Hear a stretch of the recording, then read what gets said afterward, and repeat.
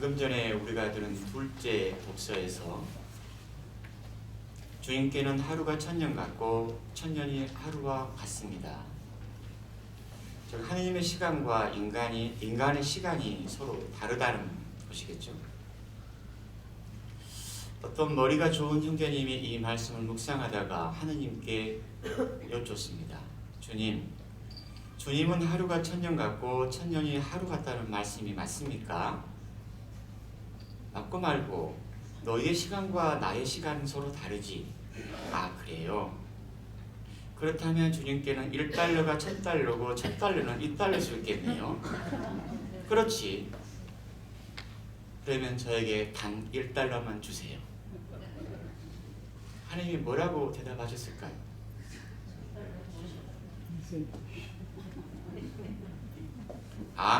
주고 말고 그러면 단 하루만 기다려라. 형제는 좀 오랫동안 기다려야 되겠죠. 하루가 천년이니까. 우리가 대립을 보내면서 독서와 복음을 통해서 여러 사람을 만나게 되는데 그 중에 세 사람이 가장 중요합니다.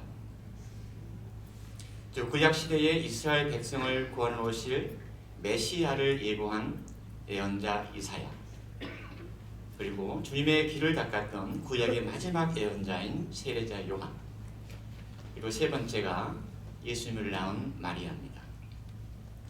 오늘 우리가 대립 2주를 맞으면서 독서 복음을 통해서 이사야와 세례자 요한의 말을 듣습니다. 첫째 독서인 이사야서는 이렇게 시작을 했습니다. 이로하여라 이로하여라 나의 백성을 이로하여라. 성서는 늘 어떤 역사적인 배경을 가지고 있는 거죠. 즉 이사야가 활동했던 때에는 이스라엘 백성들이 외세의 침략, 즉 아시리아의 통치하에 있었습니다. 굉장히 이스라엘 백성의 삶은 고달팠습니다. 그래서 야훼 하나님께서는 이사야 예언자를 보내서 그들에게 이로하라고, 즉 예언자 이사야를 통해서 전해진 하느님의 마음입니다. 하나님의 이로는 그렇게 힘들게 살았던 이스라엘 백성들에게 많은 힘이 되었습니다. 우리도 마찬가지잖아요. 힘들고 어려울 때 누군가로부터 위로를 받으면 힘을 얻습니다.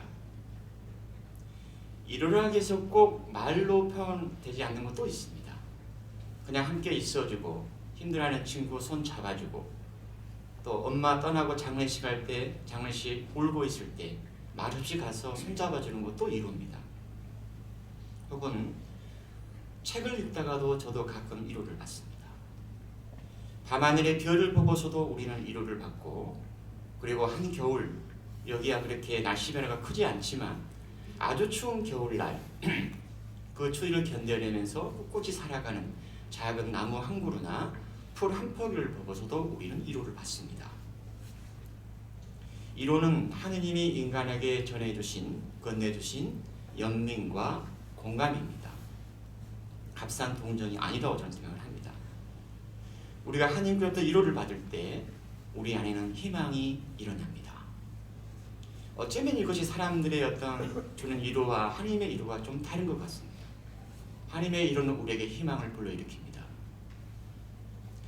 오늘 독서에서 이사야 예언자는 하나님의 위로를 전하고 나서 먼 훗날에 일어날 일을 예고합니다.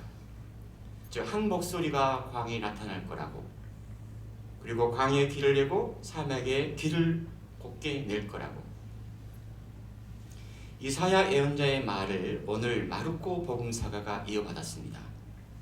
광야에서 외치는 이의 소리, 너희는 주님의 길을 마련하여라, 그분의 길을 곱게 내어라. 바로 세례자 요한의 목소리입니다. 요한은 광야에서 살았습니다. 오늘 복음상에 나오듯이 그는 낙타 털 옷을 입고 메뚜기와 들꿀을 먹고 살았다고 합니다. 오늘날 우리 사고 방식은 좀 유별나지만 이것은 광야에서 생활하는데 최적화된 그런 생활 방식으로 저는 생각을 합니다.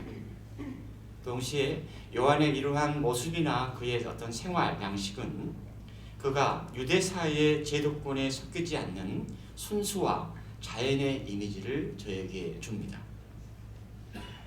너희는 주님의 길을 곱게 내라. 주님의 길을 곱게 내기 위해서 요한은 죄의 용서를 위한 회개 세례를 선포합니다. 그리고 요르단강에서 세례를 주었습니다. 요르단 강물에다가 몸을 담그는 것은 죄를 씻어내는 그런 회개의 상징이었습니다. 바로 요한의 세례는 회개를 위한 예식입니다. 단적으로 말해서 죄라는 것은 하나님과 인간 사이의 단절을 의미하는데 요한은 세례 예식을 통해서 하나님과 인간과의 화해를 시도하는 겁니다. 우리가 늘 대림 때 또 사순 때 늘 자주 듣는 이 단어가 회개, 회심입니다. 제가 이해할 때 이 회개나 회심은 단지 미사 몇 번 빠졌다 또는 윤리적인 도덕적인 차원에서 어떤 잘못된 행위를 반성하는 차원을 훨씬 넘어섭니다. 여러분 수없이 들었겠지만 이 회개를 의미하는 힐라버 메타노미아의 의미는 어떤 사고방식의 전환, 관점의 변화, 정신과 마음의 변화를 의미합니다.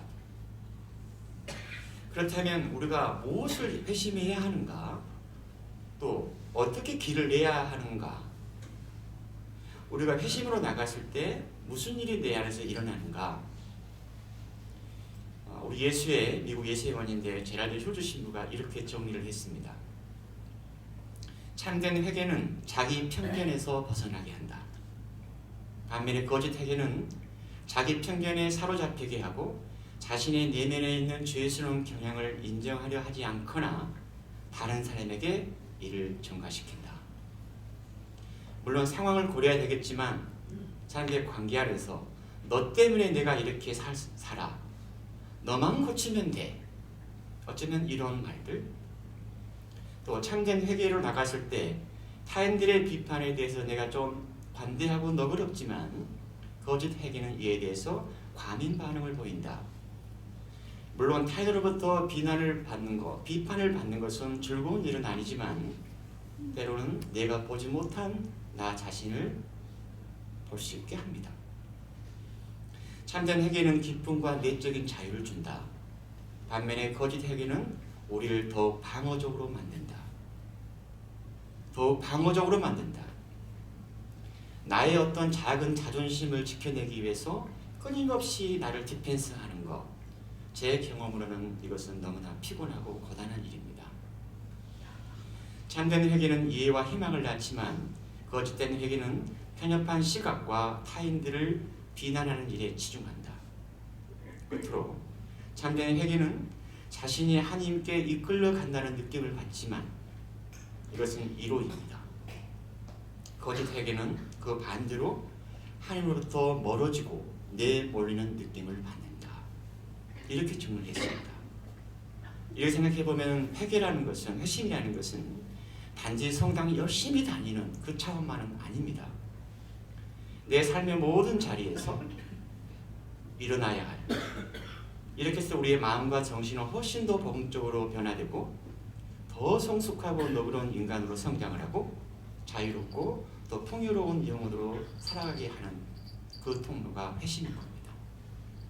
한마디로 말해서 회심은 너 죄졌으니까 고백해라는 그런 협박이 아니라 우리를 훨씬 더 자유롭게 살아가도록 초대하는 하나님의 부르심입니다. 요한의 회개하라는 이 소리가 광야에서 들려왔다는 것도 좀 우리가 주목할 필요가 있습니다. 광야는 거칠고 메마른 땅이잖아요. 제가 며칠 전에 차를 타고 좀 멀리 다녀왔습니다. 조수아 출이 좀 넘어서 거의 반사막이잖아요. 풀들 좀 자라고 있고 메마르고 거치는 땅입니다.